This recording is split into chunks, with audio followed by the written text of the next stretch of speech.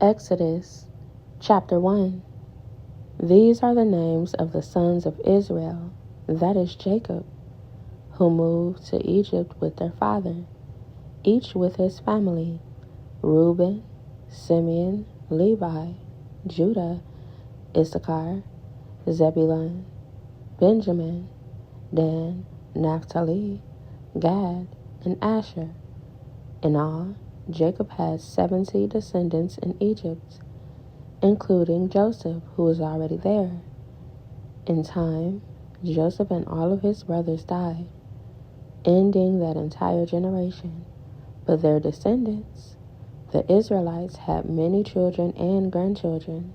In fact, they multiplied so greatly that they became extremely powerful and filled the land.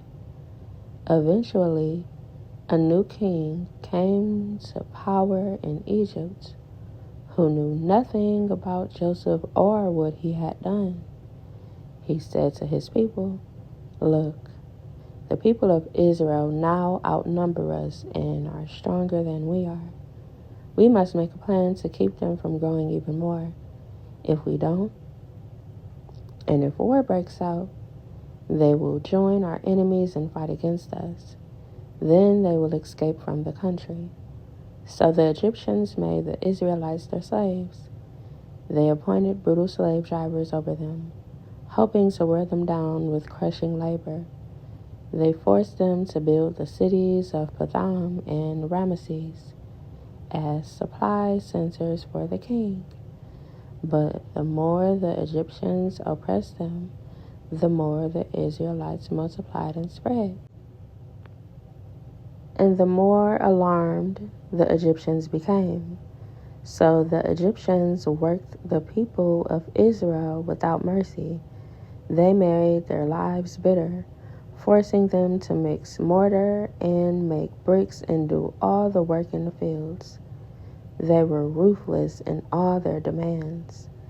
Then Pharaoh, the king of Egypt, gave this order to the Hebrew midwives, Shiphrah and Puah: "When you help the Hebrew women as they give birth, watch as they deliver. If the baby is a boy, kill him. If it is a girl, let her live." But because the midwives feared God, they refused to obey the king's orders. They allowed the boys to live too. So the king of Egypt called for the midwives. "Why have you done this?" he demanded. "Why have you allowed the boys to live?" "The Hebrew women are not like the Egyptian women," the midwives replied. "They are more vigorous and have their babies so quickly that we cannot get there in time." So God was good to the midwives, and the Israelites continued to multiply, growing more and more powerful.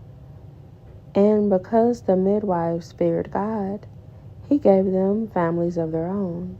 Then Pharaoh gave this order to all his people: "Throw every newborn Hebrew boy into the Nile River, but you may let the girls live."